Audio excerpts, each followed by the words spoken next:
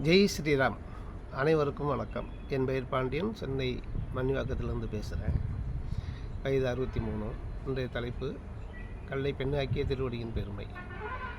திருவடியின் பெருமையை 3 இடத்துல இருக்கிறதா நான் பார்த்து சொல்கிறேன்.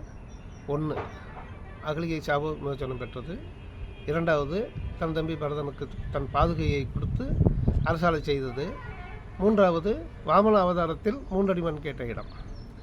அகலிகை தவறு செஞ்சதுனால தண்டனை கிடைக்குது.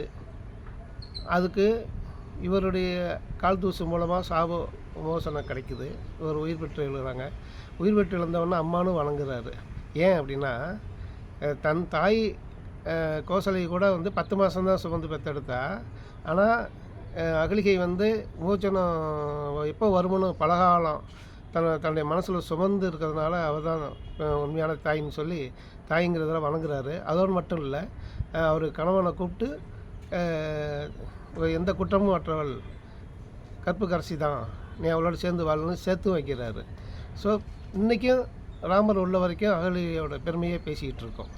2வது, தம்பி பரதன் அண்ணன் காட்டுக்கு போயிட்டான், அண்ணன் இல்லாமல் நான் அரசால மாட்டேன்னு சொல்லி கதறி அண்ணனை தேடி காட்டுக்கு போகிறான். காட்டில் போய் அண்ணனை பார்க்குறாரு. அண்ணா நீ இல்லாமல் நான் இல்லை அப்படிங்கிறான்.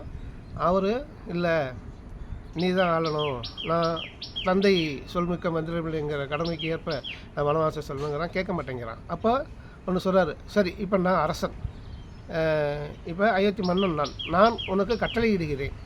நான் தந்தையின் சொல் கேட்டு 14 வருஷம் வனவாசம் போக வேண்டி இருக்குது. அதனால் என்னுடைய நாட்டை, அயோத்தி நாட்டை நீ தான் பார்த்துக்கணும். இது அரச கட்டளைங்கிறான். அரச கட்டளையை மீற முடியுமா?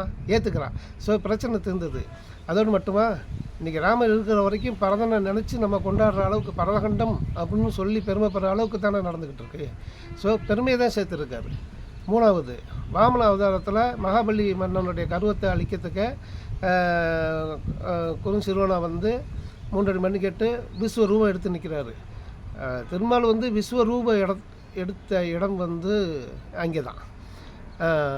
அதன் மூலியமாக அவருடைய கர்வத்தை அழிக்கிறாரு, உயிர் அழிக்கலை. ஆனால் காலங்காலமாக அவர் பேரை மகாபலியை ஓணம் பண்டிகையாக நினச்சி இன்றைக்கி மக்கள் கொண்டாடி மகிழ்கிறாங்க இல்லையா, அந்த பெருமையை கொடுத்துருக்காரு இல்லையா.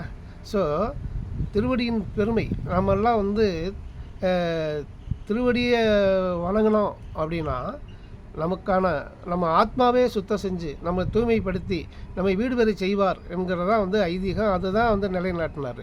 அதனால தான் கருடாழ்வாரை பெரிய திருவடின்னு சொல்கிறோம், ஆஞ்சநேய சுவாமிகளை சின்ன திருவடின்னு சொல்கிறோம். ஸோ நாமும் திருமாலுடைய திருவடிகளை வணங்கி நம்முடைய வாழ்க்கையை சீராக்கிக் கொள்வோம், நன்மை தரும்படி ஆக்கிக்கொள்வோம்.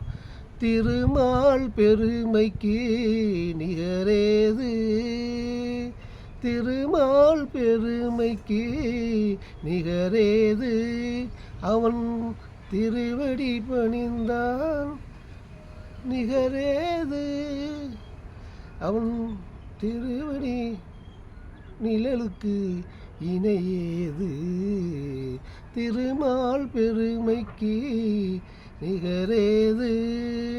நன்றி, வணக்கம்.